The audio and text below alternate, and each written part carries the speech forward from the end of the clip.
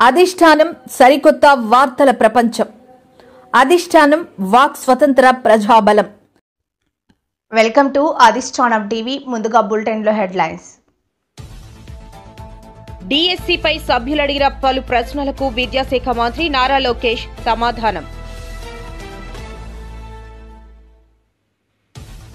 Rushikonda beach blue flag గుర్తింపును తాత్కాలికంగా రద్దు చేయడంపై భీమిలి ఎమ్మెల్యే గంటా శ్రీనివాసరావు.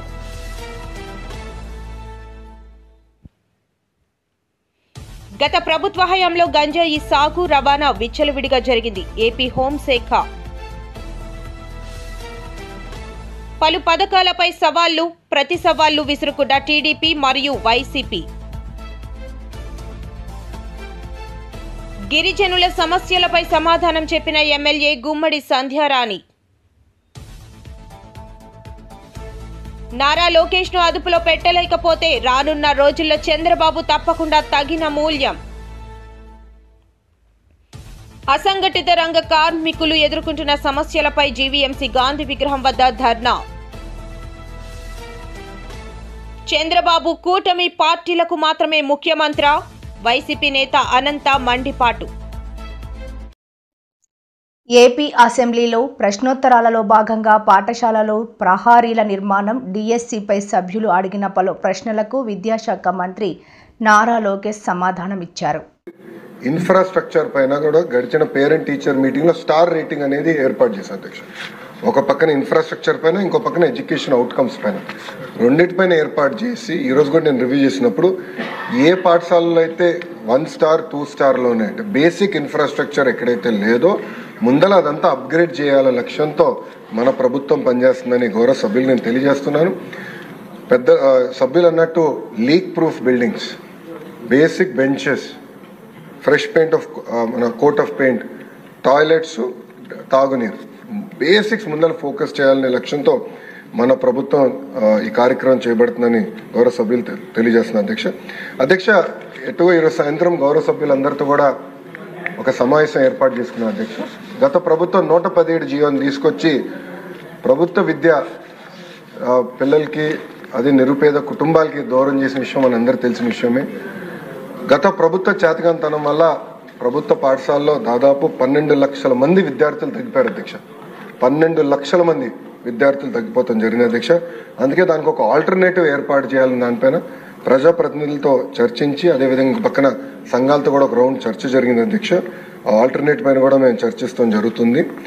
ఇంతేకాకుండా అధ్యక్ష, ఏదైతే ఇన్కంప్లీటెడ్ వర్క్స్ ఉన్నాయో, ఎక్కడైతే ఇంకా వర్క్లు అవ్వాల్సి ఉందో అవన్నిటిపైన కూడా మేము ఒక వివరాలు తీసుకుంటాం అధ్యక్ష. ఇన్కంప్లీట్ ఆల్రెడీ మొదలు పెట్టి ఇన్కంప్లీట్గా ఉన్నాయని తప్పనిసరిగా మేము పూర్తి చేస్తాం అధ్యక్ష. 117 ఆల్టర్నేటివ్ ఏదైతే మేము తీసుకొద్దాం అనుకుంటున్నాం, మన ప్రభుత్వం తీసుకొద్దాం అనుకుంటుందో దానిపైన సుదీర్ఘంగా చర్చించిన తర్వాత అందరూ ఓకే అంటే అది ఆధారంగా తీసుకుని రేపు టీచర్ ట్రాన్స్ఫర్లు కానీ ఇన్ఫ్రాస్ట్రక్చర్ అది ఆధారంగా తీసుకుని బిల్డ్ చేయాల్సిన అవసరం ఉంది అధ్యక్ష. ఎందుకంటే గత ప్రభుత్వం నాడు నేడు కార్యక్రమం ద్వారా కొన్ని పాఠశాలల కడతం జరిగింది. అవి ఏమైనాయంటే ప్రభుత్వం ఇది 117 జీవో వల్ల ఆ పాఠశాలలు మూతపడింది అధ్యక్ష. విద్యార్థులు లేకుండా మూతపడింది, అంటే డబ్బులు ఖర్చు పెట్టారు, పిల్లలు లేరు అక్కడ. అలాంటి పరిస్థితి రాకుండా చూసుకోవాల్సిన అవసరం ఉంది అధ్యక్ష. అంతేకాకుండా అధ్యక్ష, నాడు నేడు పైన కూడా గతంలో అనేక మన ఆరోపణలు వచ్చినాయి, నాణ్యత లేదని కూడా వచ్చింది అధ్యక్ష. దానిపైన కూడా గౌరవ సభ్యులు ఇప్పుడు కోరారు, యాక్షన్ తీసుకోమన్నారు. తప్పనిసరిగా నేను నివేదిక తెప్పించుకుంటాను. దాని తర్వాత గౌరవ సభ్యులతో చర్చించిన తర్వాత నిర్ణయం తీసుకుంటున్నాను అధ్యక్ష. అధ్యక్ష, రంపచోడవరం నియోజకవర్గం వచ్చి గల 80 పాఠశాలల్లో ప్రధానంగా ఇన్ఫ్రాస్ట్రక్చర్ చేపట్టాల్సిన అవసరం ఉంది. అది ఆల్రెడీ మేము శాంక్షన్ చేస్తాం జరిగింది అధ్యక్ష.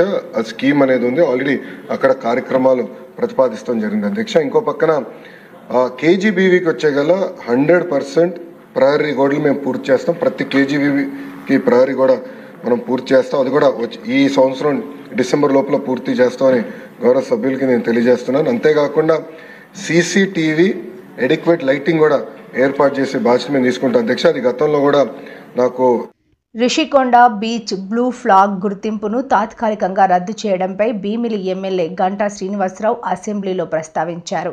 విశాఖకు ముఖ్యమైన ఐటీ టూరిజంని అభివృద్ధి చేయాలని కోరారు. ఇతర పారామీటర్స్ ఏవైతే ఉన్నాయో అది ఒక డెన్మార్క్ ఇంటర్నేషనల్ సొసైటీ ఇచ్చే గుర్తింపు. అది ఆ పారామీటర్ సరిగా లేకపోవడం వల్ల గుర్తింపు తాత్కాలిక రద్దు చేస్తున్నట్టుగా చెప్పడం జరిగింది. ఇది అందరూ కూడా చాలా ఆందోళన కలిగించే అంశం అధ్యక్ష. అయితే టూరిజం డిపార్ట్మెంట్ వెంటనే దాని మీద స్పందించి దాన్ని దిద్దుబాటుకి చర్యలు తీసుకుంటామని చెప్పారు. బట్ నేను ఒకటే మీ ద్వారా తెలియజేస్తుంది సభ్యులు ఏంటంటే, ఏదైతే ఇటువంటి చర్యలు జరిగినప్పుడు దిద్దుబాటు చర్యలు తీసుకొని దాన్ని సరిచేయడం కంటే కూడా అసలు ఎందుకు జరిగింది ఇది, ఎందుకంటే ఒకసారి ఆ మార్పు వచ్చిందంటే అది ఇంటర్నేషనల్గా చాలా ఎఫెక్ట్ అవుతుందని రిప్యుటేషన్. కాబట్టి అది ఎందుకు జరిగింది, దానికి బాధ్యులు ఎవరు, దానికి అకౌంటబిలిటీ ఎవరిది, దాని మీద యాక్షన్ కూడా తీసుకోవాలని కూడా రిక్వెస్ట్ చేస్తూ, ఒకసారి అది కానీ ఆ బ్లూ ఫ్లాగ్ గుర్తింపు కానీ పోయిందంటే ఇంటర్నేషనల్ టూరిస్టులు వచ్చే ముందు ఎక్కడెక్కడ బ్లూ ఫ్లాగ్ ఉంది, ఆ సేఫ్టీ ఎలా ఉంటుంది, అక్కడ తర్వాత వెహికల్స్ పార్కింగ్ ఏంటి, డ్రైనేజ్ ఏంటి, శానిటేషన్ ఏంటి, సీసీ కెమెరాలు ఉన్నాయా లేవా, ఇవన్నీ కూడా చూసుకొని అక్కడికి వస్తారు అధ్యక్ష. కాబట్టి విశాఖపట్నానికి ఐటీ టూరిజం రెండు కూడా చాలా ఇంపార్టెంట్. కాబట్టి ఆ టూరిజం మీద మనం ఫోకస్ పెట్టుకోవాలి. కాబట్టి వెంటనే దీన్ని తక్షణం స్పందించి మళ్ళీ రేపు ఒక 4-5 డేస్లో దాన్ని మళ్ళీ కమిటీ వస్తుందని చెప్తున్నారు. ఆ కమిటీ వచ్చే టయానికి అది కూడా రెక్టిఫై చేసి దాన్ని మళ్ళీ ఆ ఫ్లాగ్ వచ్చేట్టు చేయాలి. భవిష్యత్తులో ఇటువంటి రిపీట్ కాకుండా కూడా దానికి ఒక బెంచ్ మార్క్ ఉండే విధంగా ఒక పారామీటర్స్ కూడా ఫిక్స్ చేయాలని కోరుతున్నాను అధ్యక్ష. సమస్య చిన్నదైనప్పటికీ ఇంపాక్ట్ చాలా ఎక్కువ చెప్పబోతున్నా. అది సార్ట్అవుట్ చేయడానికి చాలా చిన్న సమస్య. అక్కడ సీసీ కెమెరాలు సరిగ్గా లేకపోవటం, అక్కడ సెక్యూరిటీ సరిగ్గా లేకపోవటం, ఇటువంటి కుక్కలన్నీ కూడా అక్కడికి రావటం, ఇటువంటివన్నీ కూడా ఆ టూరిజంని చాలా ఇంపాక్ట్ చేస్తాయి. కానీ అది కంట్రోల్ చేయడానికి తక్కువ ఖర్చు. సో ప్రభుత్వం దృష్టికి తీసుకొచ్చారు. అలాగే స్థానిక ఎమ్మెల్యేగా మీరు కూడా ఎక్కువ దృష్టి పెడితే ఆ ప్రాబ్లం ఇమీడియట్గా సార్ట్అవుట్ అవుతుంది. విఎం థామస్ గారు.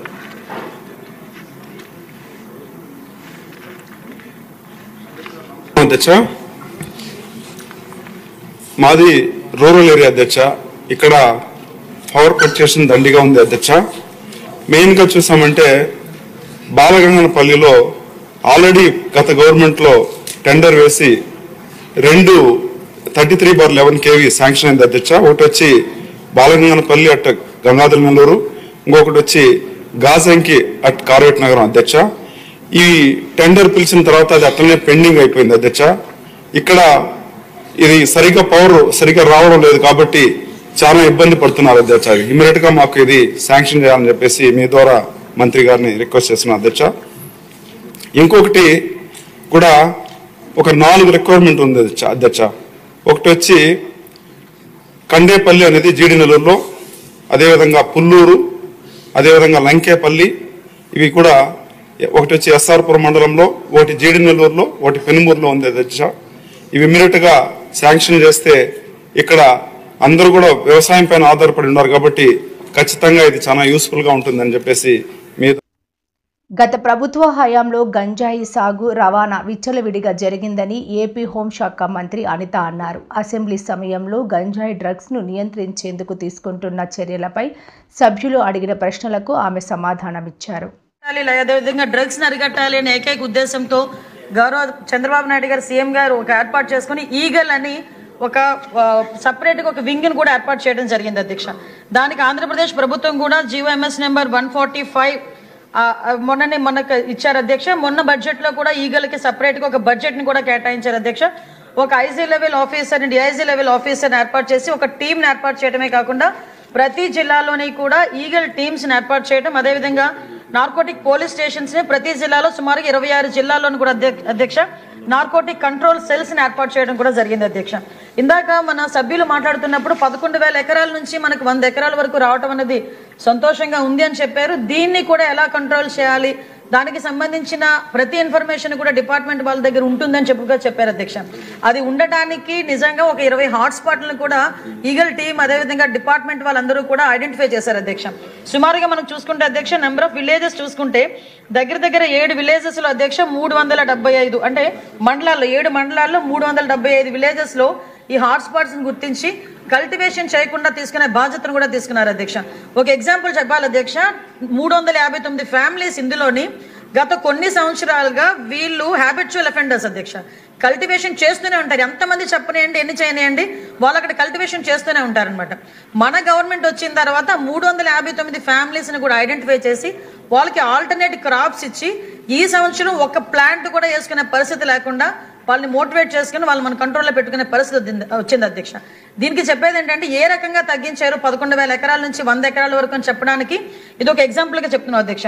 సుమారుగా ఈ గంజాయి సాగు చేసిన తర్వాత ట్రాన్స్పోర్టేషన్ కూడా చూసుకుంటే అధ్యక్ష, మనకి మిగతా రాష్ట్రాల నుంచి ఈ మధ్య కాలంలో మనం గాంజా పట్టుకున్నాం అధ్యక్ష. దగ్గర 40,088 కిలోల గంజాయిని మనం పట్టుకున్నాం అధ్యక్ష. 564 వాహనాలను జప్తు చేయడం జరిగింది అధ్యక్ష. అంటే సుమారుగా మనం చూసుకుంటే అధ్యక్ష, మన దగ్గర కల్టివేషన్ కన్నా ఈ చుట్టుపక్కల రాష్ట్రాల నుంచి మన దగ్గరకు వచ్చే ట్రాన్స్పోర్టేషన్ చాలా ఎక్కువగా ఉంది అధ్యక్ష. దీని నేపథ్యంలో ఇమీడియట్ గా హోంశాఖ అదేవిధంగా ఈగల్ టీం వాళ్ళు కలిపి ఒక ఇంటర్ స్టేట్ కోఆర్డినేషన్ మీటింగ్ కూడా ఏర్పాటు చేసుకోవడానికి, అదేవిధంగా ఒక సెల్ ను కూడా ఏర్పాటు చేసుకోవడానికి కూడా నిర్ణయించుకున్నాం అధ్యక్ష. దాని మీద ఆల్రెడీ స్టేట్ లెవెల్ కమిటీ కూడా ఒకటి ఫామ్ అయింది అధ్యక్ష. సిఎస్ గారి ఆధ్వర్యంలో ఒక స్టేట్ లెవెల్ కమిటీ, అదేవిధంగా మనకి డిస్ట్రిక్ట్ లెవెల్ కమిటీస్ కూడా ఇందులో ఉన్నాయి అధ్యక్ష. డిస్ట్రిక్ట్ మెజిస్ట్రేట్ మనకి ఆధ్వర్యంలో మన ఎస్పీ గారు చైర్మన్ గా ఉండి ఒక కమిటీ కూడా ఏర్పాటు చేసుకోవడం జరిగింది అధ్యక్ష. అంటే ఇవే కాకుండా అధ్యక్ష, సుమారుగా ఇప్పుడు ఇందాక మన రెడ్డప్ప మాధవి గారు అదేవిధంగా మన గల్లా మాధవి గారు చెప్పినప్పుడు ఏదైతే స్కూల్స్ లోని ఎక్కువగా ఈ గాంజా అనేది వినియోగం ఎక్కువగా అయింది, ఈ గాంజా కూడా విపరీతంగా మార్పు చెందింది అధ్యక్ష. గాంజాలో కూడా డ్రై గాంజా అని, లిక్విడ్ గాంజా అని, వీళ్ళు కొంత గాంజా పర్సెంటేజ్ ఇప్పుడు ఏదైతే నాకు మొన్న ఒక టీచర్ కూడా ఒక గ్లూకి సంబంధించిన ఒక ఫోటో పెట్టారు అధ్యక్ష. ఆ గ్లూకి సంబంధించింది ఎక్కువ పిల్లలు వాడుతున్నారు, అదేంటో ఒకసారి చెక్ చేయించండి అని కూడా నాకు కూడా పంపించడం జరిగింది అధ్యక్ష. ఈ గ్లూస్ కానీ పెయిన్ కిల్లర్స్ అంటే రూపం మార్చుకొని గాంజాయికి ప్రత్యామ్నాయంగా గాంజాయితో కలిసినవి ఇవన్నీ కూడా తీసుకురావడం జరిగింది అధ్యక్ష. దీనిని ఎట్టి పరిస్థితుల్లోని గ్రౌండ్ లెవెల్ నుంచి కూడా మనం క్లియర్ చేయాలి అని ఒకే ఒక ఉద్దేశంతో ఎస్పెషల్లీ గౌరవ విద్యాశాఖ మంత్రి నారా లోకేష్ గారి ఆధ్వర్యంలో ఈ రోజు స్కూల్స్ లో కూడా ఈగల్ టీమ్స్ ఏర్పాటు చేసుకోవడం జరిగింది అధ్యక్ష. దానికి సపరేట్ గా ఒక జీవో కూడా ఇవ్వడం జరిగింది అధ్యక్ష. Memo number 20. శాసన మండలిలో ప్రశ్నోత్తరాల సమయం ఇవాళ హాట్ గా సాగింది. శాసన మండలిలో వర్సెస్ మాజీ మంత్రి, శాసన మండలి వివక్ష నేత బొత్స సత్యనారాయణ మధ్య వాడివేడిగా చర్చ జరిగింది. వైసీపీ ప్రభుత్వంలో చేపట్టిన పలు పథకాలపై ఇద్దరు నేతలు సవాళ్లు ప్రతి సవాళ్లు విసురుకున్నారు. కేంద్ర ప్రభుత్వం ఇచ్చిన డబ్బులు తప్ప మీ రాష్ట్ర ప్రభుత్వం ఒక పైసా ఖర్చు పెట్టమని చెప్పండి. ప్లీజ్ మంత్రి గారు చెప్పండి. ప్లీజ్ మంత్రి గారు కూర్చోండి. ఎల్ఓపి గారు. అధ్యక్ష, మినిస్టర్ గారు, అగ్రికల్చర్ మినిస్టర్ గారు మాట్లాడినప్పుడు 14-19లో ఎవరైతే కట్టుకున్న లబ్ధిదారులు ఉన్నారో వాళ్ళకి 19-24లో వాళ్ళకి వచ్చి ఒక బిల్లు కూడా ఇవ్వలేదనే విషయాన్ని సజ్జోర్ మిశ్రా అని చెప్పారు అధ్యక్ష. అది రికార్డులో అది ఉంది. అది వాస్తవం కాదు అధ్యక్ష. ఎవరైతే 14-19లో ప్రభుత్వంతో ఎవరైతే శాంక్షన్ చేసి అర్హులైన లబ్ధిదారులు ఉన్నారో వాళ్ళందరికీ ఇచ్చారు అధ్యక్ష. ఎవరైతే కాకుండా అర్హత లేని వాళ్ళు ఎవరైతే కట్టుకొని మాకు బిల్లు ఇవ్వాలని, అక్రమంగా ఇవ్వాలని చెప్పని ఎవరైతే అడిగారో వాళ్ళకి మాత్రమే ప్రభుత్వం ఆపింది అధ్యక్ష. ఇది వాస్తవం. ఆయనకి మనసాక్షిగా తెలుసు, మాకు తెలుసు అధ్యక్ష. గ్రామాల్లోనూ కానీ ఉన్న రాజకీయ లబ్ధి కోసం, రాజకీయ ఆలోచన కోసం కట్టుకోకంటే ప్రభుత్వాన్ని ఇచ్చిమంటే ప్రభుత్వం ఇది కంటిన్యూ ప్రాసెస్ అధ్యక్ష. ఎవరైనా సార్, మీరైనా మేమైనా ఆ రోజు మీరు ఉన్నారు. ఇప్పుడు ఇది హౌసింగ్ మినిస్టర్ గారు చేస్తున్నారు, ఆయన కూడా ఉన్నారు. మనందరం డిస్కస్ చేస్తాం, మన క్యాబినెట్ లో కూడా డిస్కస్ చేస్తాం. ఏది పాప ఉన్నారని అంటే కట్టుకున్న వాళ్ళకి ఇస్తే ఎక్కడికి ఇస్తారు, ఎంతమందికి ఇస్తారు? అది వాస్తవంగా ఉన్న అక్కడ ఉన్న ప్రాక్టికల్ తప్ప ప్రభుత్వం వచ్చి దురుద్దేశంతోనో లేకపోతే రాజకీయ కక్షతోనో నేను చూశాను అధ్యక్ష. తమరు వచ్చి సమయం ఒక 5 నిమిషాలు, ఒక 2 నిమిషాలు నాకు టైం కావాలి అధ్యక్ష. ఎప్పుడు కూడా గత ప్రభుత్వంలో నా పార్టీ వాడికే నాకు సాయం చేయని చెప్పి ఎప్పుడు మా ముఖ్యమంత్రి కానీ మా ప్రభుత్వం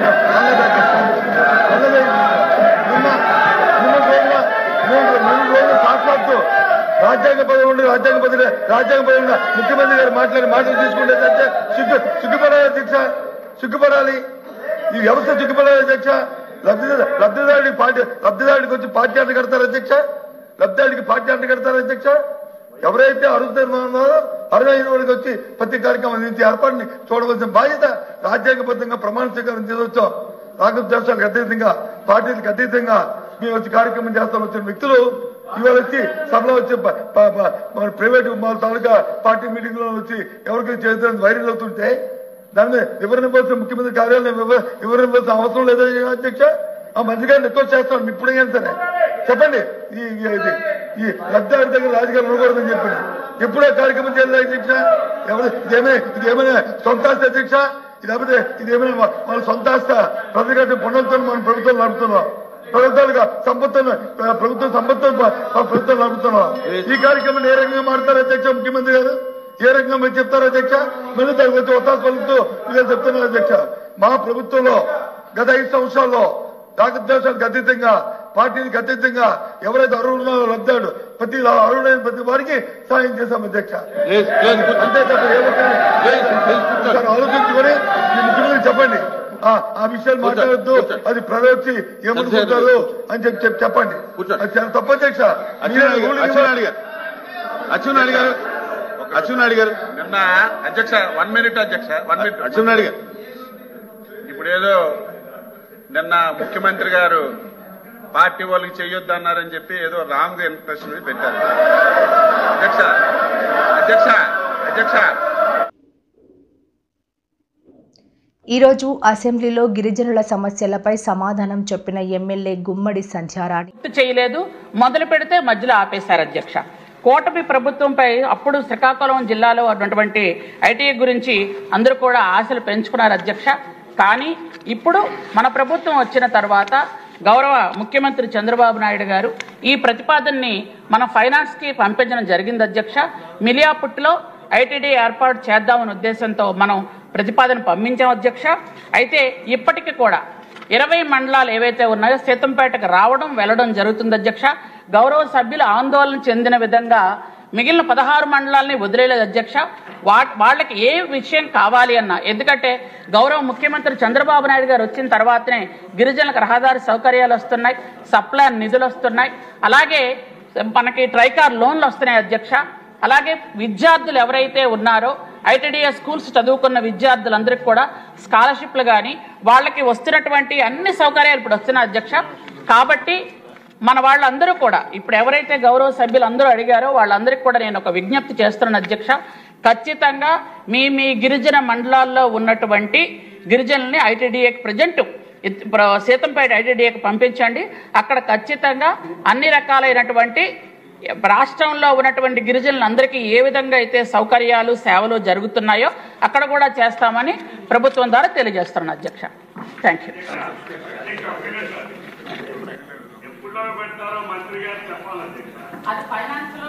తండ్రి లేనటువంటి పిల్లల్లాగా ఉన్నారు అధ్యక్ష. నెక్స్ట్ ఫైనాన్షియల్ ఇయర్ ఏదో చెప్పండి అధ్యక్ష. ఫైనాన్స్ లో ప్రజెంట్ ఉంది అధ్యక్ష. ఫైనాన్స్ రేపు అనౌన్స్ చేస్తే రేపు ఇచ్చేస్తాం అధ్యక్ష. సమస్య కేశవ్ గారి మీద పెట్టారా?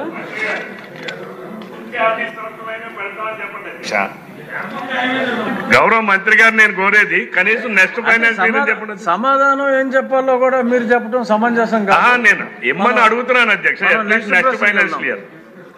క్వశ్చన్ నెంబర్ 506 మళ్ళీ గుమ్మడి సంజయరాణి గారు.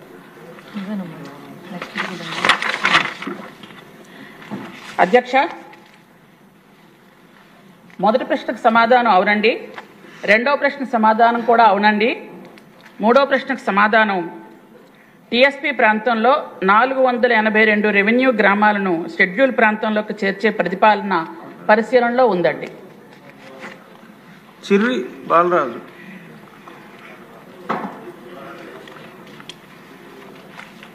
ఏజెన్సీ ప్రాంతంలో ఆనాటి ముఖ్యమంత్రి నందమూరి తారక రామారావు గారు జియో నెంబర్ 3ని అమల్లోకి తీసుకొచ్చారు అధ్యక్ష. తర్వాతి కాలంలో చంద్రబాబు నాయుడు గారి నాయకత్వంలో ఈ జియో నెంబర్ 3ని పూర్తిగా అమలు చేశారు అధ్యక్ష.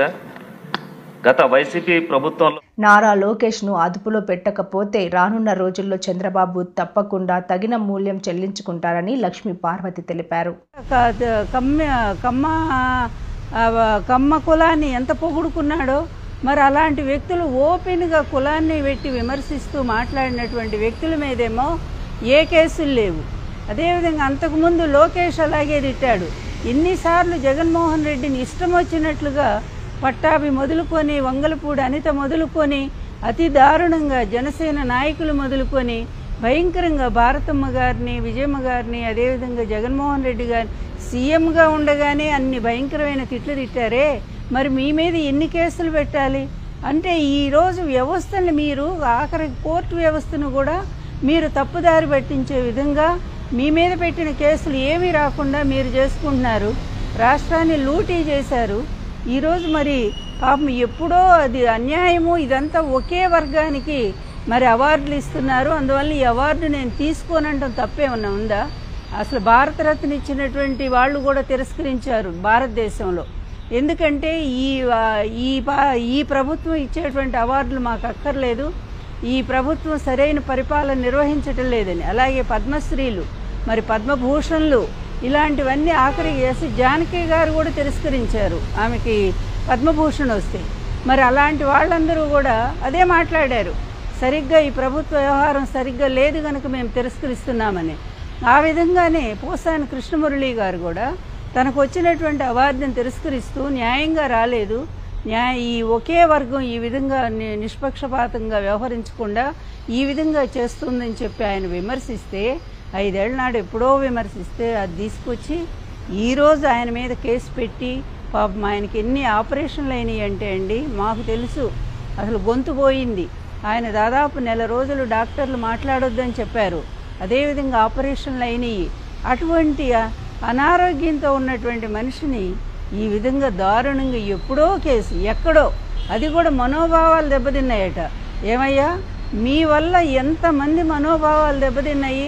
మీ వల్ల ఎన్టీఆర్ దెబ్బతినలేదా? మీ వల్ల నేను దెబ్బతినలేదా? రోజా దెబ్బతినలేదా? పార్టీలో ఏఐటియుసి విశాఖ జిల్లా సమితి ఆధ్వర్యంలో ఈ నెల 4వ తేదీ నుంచి 8వ తేదీ వరకు వివిధ రంగాల్లో పనిచేస్తున్న అసంఘటిత రంగ కార్మికులు ఎదుర్కొంటున్న సమస్యలపై జీవీఎంసీ గాంధీ విగ్రహం వద్ద ధర్నాలు చేస్తామని సిపిఎం నాయకులు అన్నారు. తర్వాత మినిమం వేజ్ బోర్డు వేయలేదంటే వెంటనే వేస్తానని చెప్పి మీనమేషాలు లెక్కటి ఇప్పుడు 9 నెలలైంది, వీరికి బోర్డు వేయలేదు.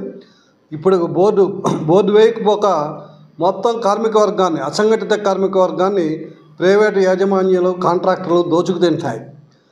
చట్టం ఏం చెప్తుందంటే బేసిక్ పే మీద 12% ఉద్యోగి దగ్గర రికవరీ చేస్తే పిఎఫ్ 12% ఆ కాంట్రాక్టర్ అయినా కట్టాలి, ఆ ప్రైవేట్ యజమాని అయినా కట్టాలి. ఈ విశాఖ జిల్లాలో అది ఎక్కడా జరగట్లే. 12+12 రెండు కార్మికుడి దగ్గరే. ఎందుకంటే ఇప్పుడు పిఎఫ్ ప్రాపర్గా కట్టకపోతే లైసెన్సులు రద్దు చేస్తారు. కాబట్టి ఆ లైసెన్సుల కోసం కార్మికుడి దగ్గర 12%, 24% కార్మికుడి దగ్గర రికవరీ చేసి జమ చేస్తున్నారు పిఎఫ్. కొందరు అయితే అసలు పిఎఫ్, ఈఎస్ఐ సౌకర్యాలు లేవు. ఇటువంటి దౌర్భాగ్య పరిస్థితి రాష్ట్రంలో ఉంది. ఒక పక్క చెప్తున్నారు పబ్లిక్ రంగ సంస్థలు కాదు, ఇక భవిష్యత్తు అంతా ఓపెన్ మార్కెట్, ప్రపంచం అంతా, ఈ ప్రపంచంలో ప్రైవేటీకరణ సరంజం అని చెప్తున్నారు. పోనీ ఆ ప్రైవేటీకరణలోనైనా చట్టాలు అమలు జరుపుతున్నారంటే ఎక్కడా దేశంలో చట్టం అమలు జరపట్లేదు. ఈ రాష్ట్రంలో మరీ దౌర్భాగ్యంగా ఉంది. కాబట్టే రేపు 4వ తారీఖు నుండి 8వ తారీఖు వరకు జీవీఎంసీ గాంధీ విగ్రహం దగ్గర ఏఐటీసీ అనుబంధమైన సంఘాలన్నిటికీ రోజువారీ ధర్నా కార్యక్రమం నిర్వహిస్తున్నాం. 11వ తారీఖున అక్కడే రాజ్యాంగం మీద ప్రమాణం చేసి అందరినీ సమానంగా చూడవలసిన ముఖ్యమంత్రి చంద్రబాబు వైఎస్ఆర్సీపీ వాళ్లకు ఏ పనులు చేయవద్దని చెప్పడం విద్వేషాలని రగిలించడమే. చంద్రబాబు కూటమి పార్టీలకు మాత్రమే ముఖ్యమంత్రి వైసీపీ నేత అనంత వెంకట్రామరెడ్డి అన్నారు. చాలామంది కూడా ముఖ్యమంత్రులు అయ్యారు ఈ భారతదేశంలోని, ఆంధ్రప్రదేశ్కే కాదు. ఏ ముఖ్యమంత్రి కూడా ఇట్లా మాట్లాడలేదు. ఈయన చంద్రబాబు నాయుడు గారు మాత్రమే ఇటువంటి మాట్లాడారు.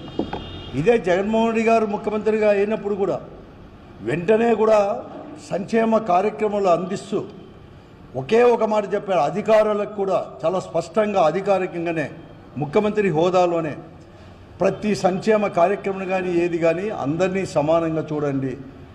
ఎవరైనా కానీ వైఎస్ఆర్ కాంగ్రెస్ పార్టీకి సంబంధించిన నాయకుడు కానీ కార్యకర్త కానీ లేకపోతే ప్రజాప్రతినిధి కూడా వారు ఓటు వేయలేదు కాబట్టి వారికి అందించవద్దండి అని ఏనాడు కూడా అడగలేదు. ఏనాడు కూడా అటువంటి చేయొద్దండి, తప్పకుండా కూడా అందరినీ సమానం చూసి ఇవ్వండి అని చెప్పిన ముఖ్యమంత్రి జగన్మోహన్ రెడ్డి గారు అయితే చంద్రబాబు నాయుడు గారు ఇలా చెప్పడం ఇది మొదటి తూరు కూడా కాదు.